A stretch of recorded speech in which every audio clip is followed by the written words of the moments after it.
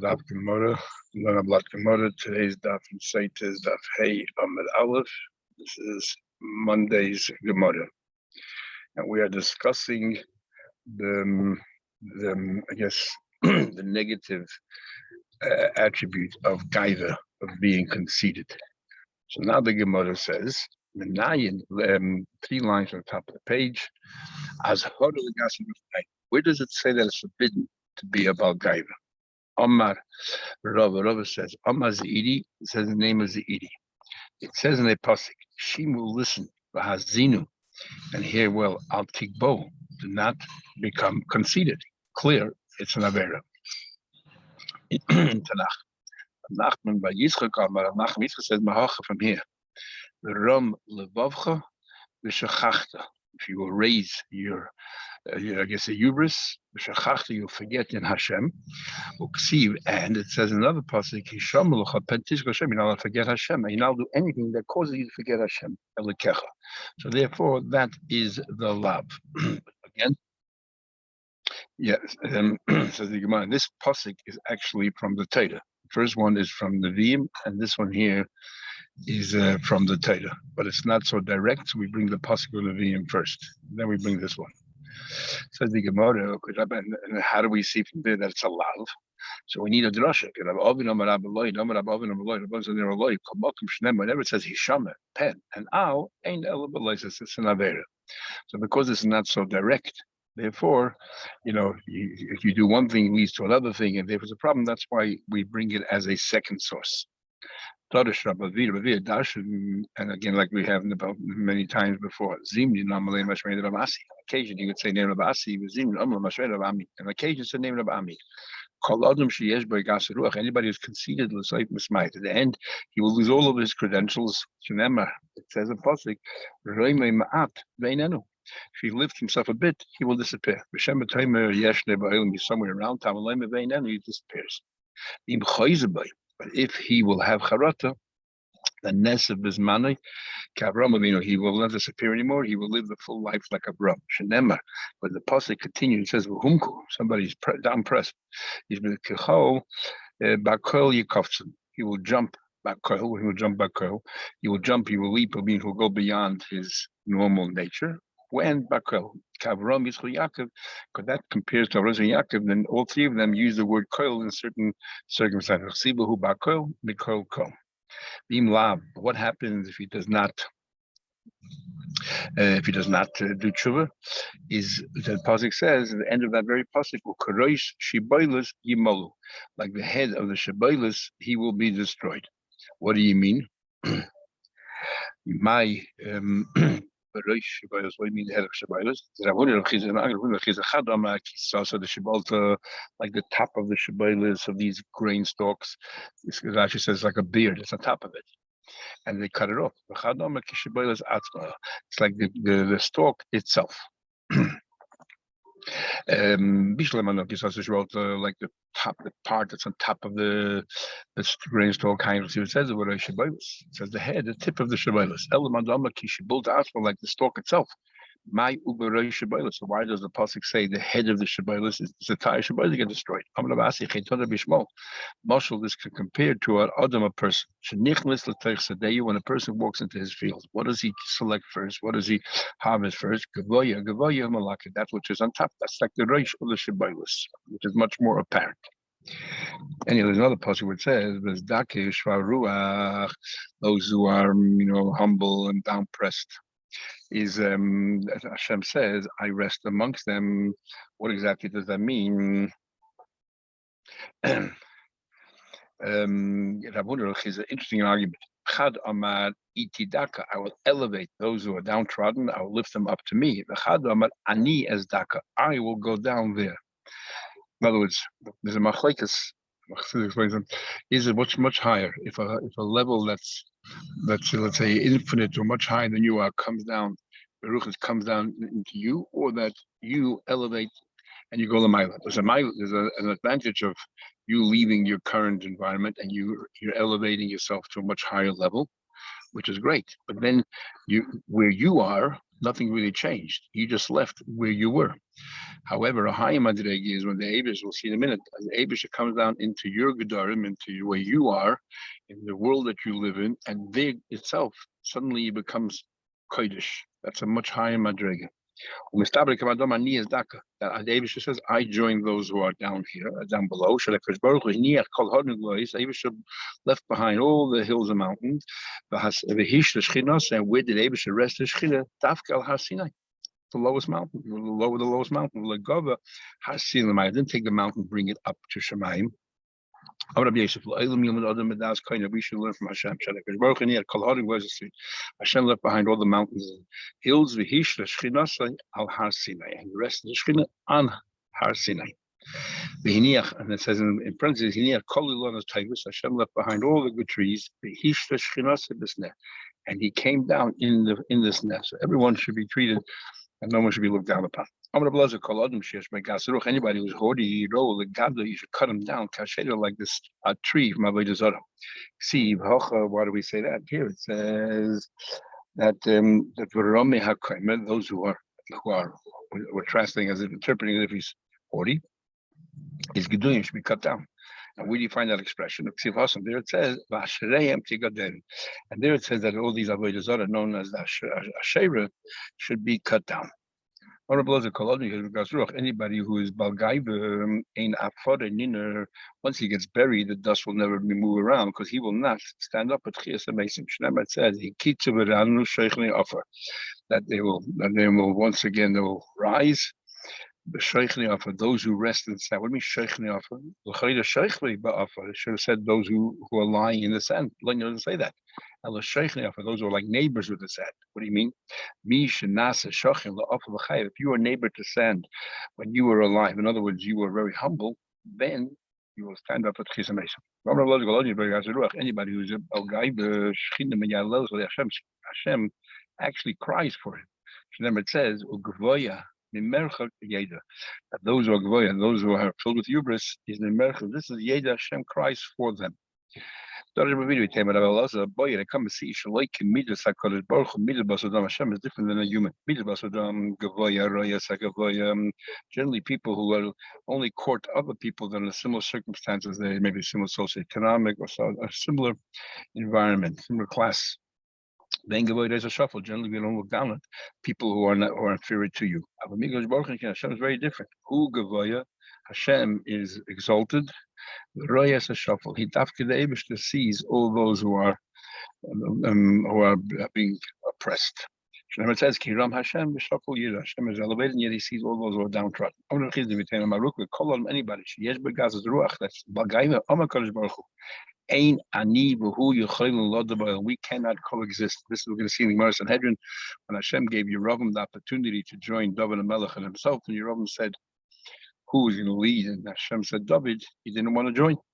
Shenemar it says in Pasuk, "Meloshni b'seis re'yu," and talking to him about your friend behind the backs. Oh, you say, "Atzmi, that person I will cut out."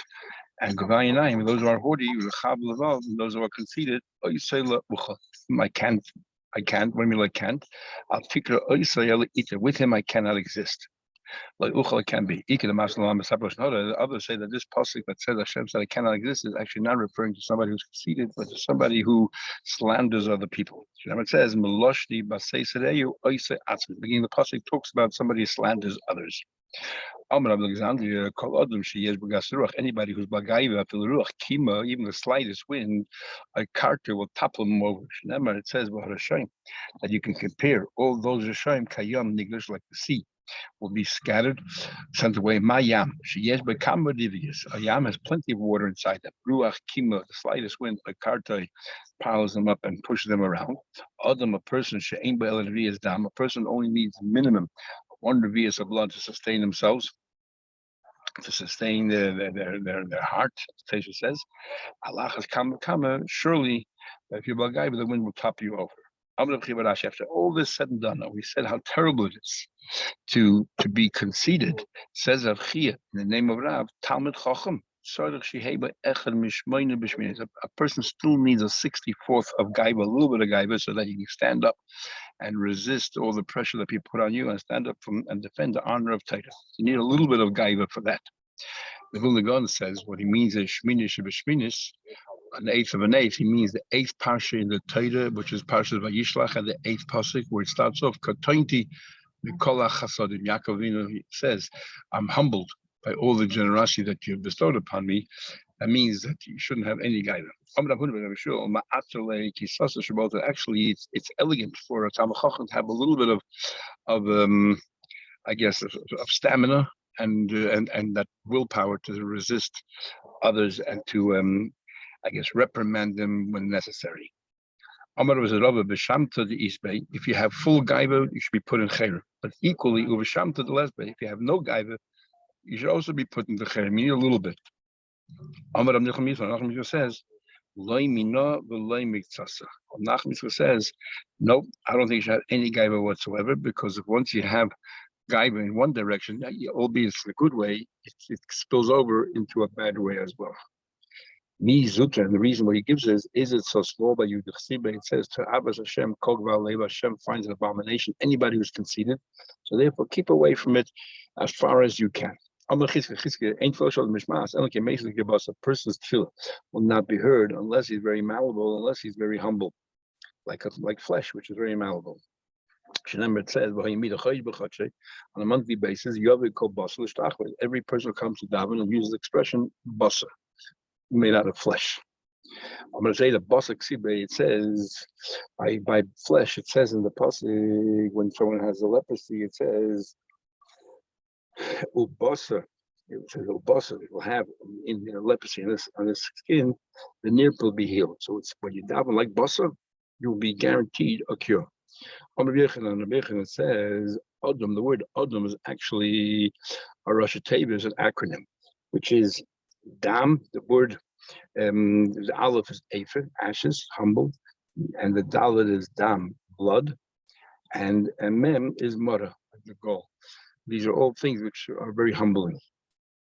And the word Basar is Busha, shame, Lasruchem, foul, and Rima is worms. That's what we're made up. You could others say, take out the word Samach, because the word is actually with a sin, Sha'ol.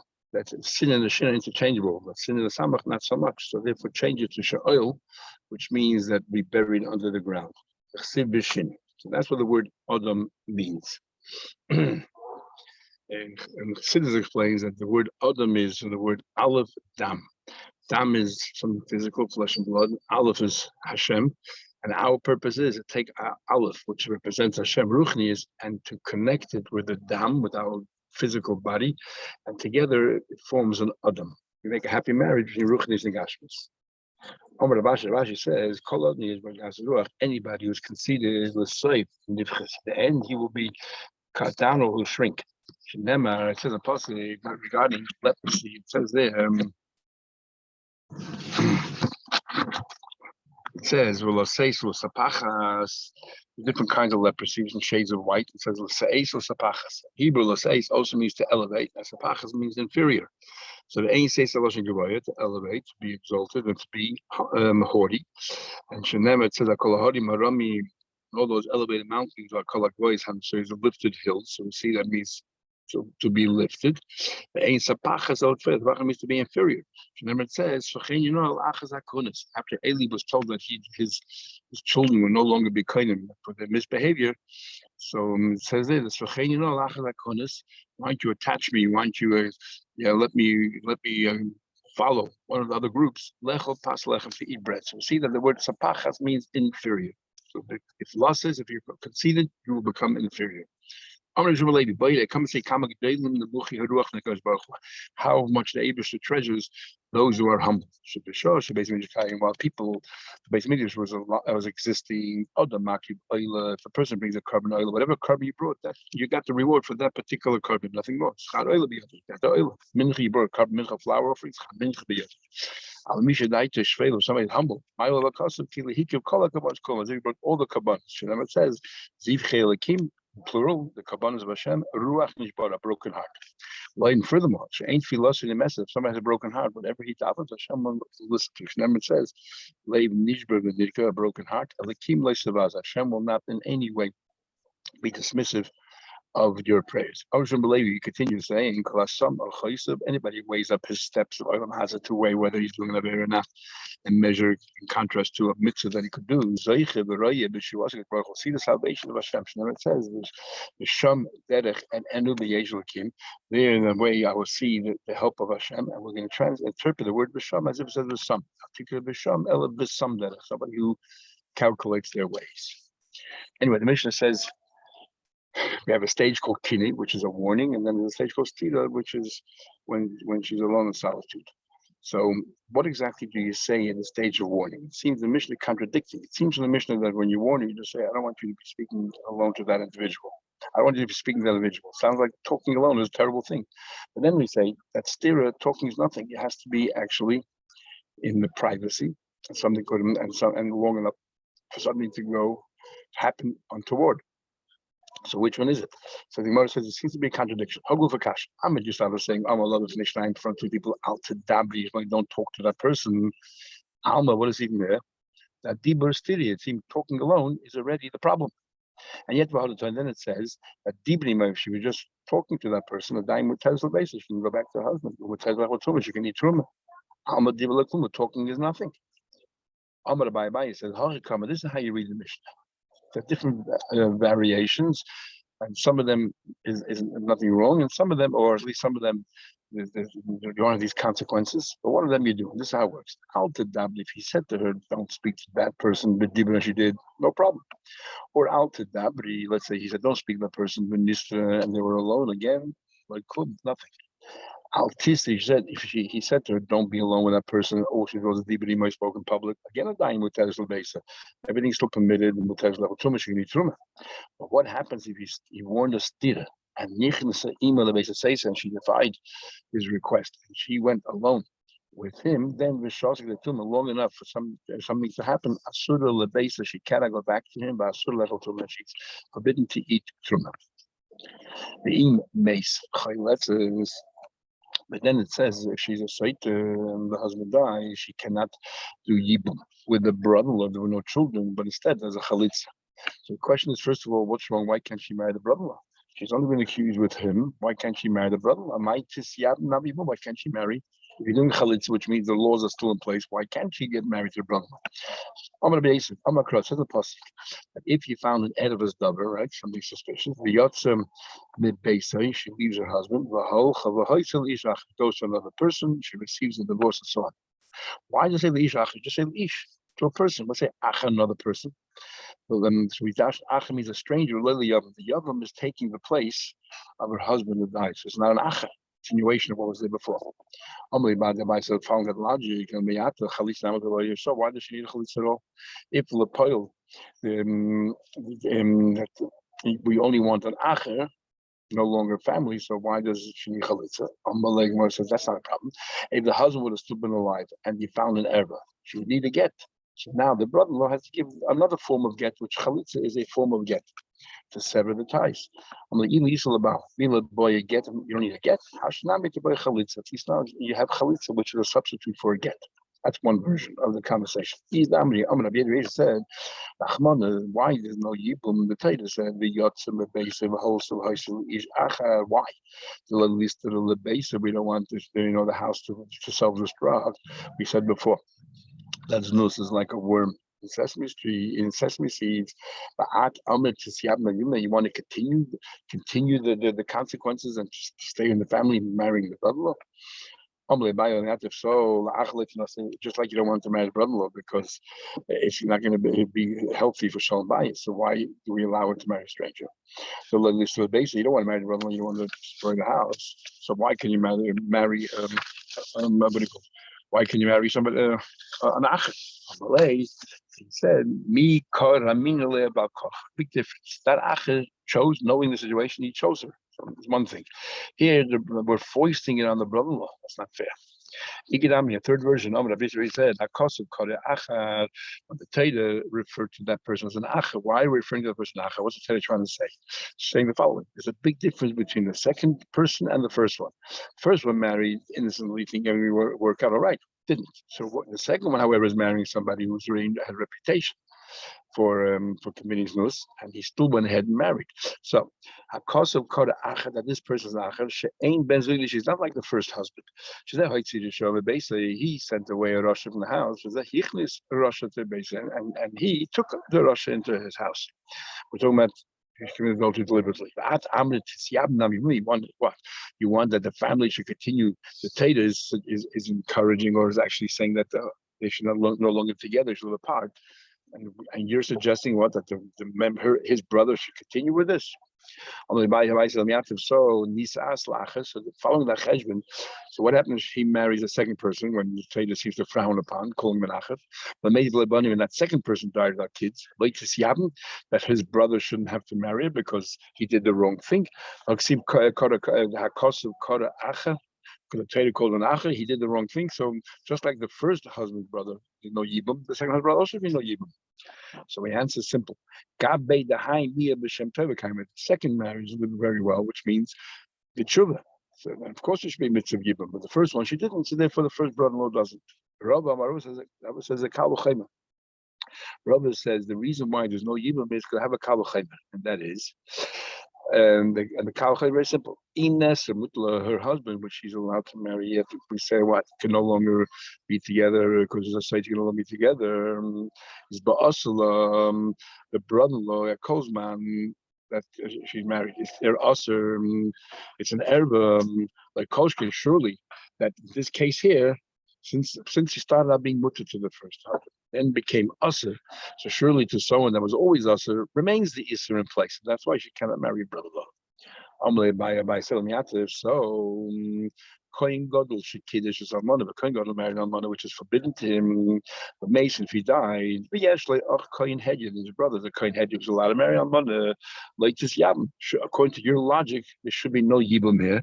And the logic, why? Because im neser mutala, if now she can no longer live with the husband, the Kohen Gadol, the Asla, and the brother-in-law, that while the Kohen Gadol's life was forbidden to her because it's a brother-in-law, it's an erva, like Koshka, surely that now that Isa should remain.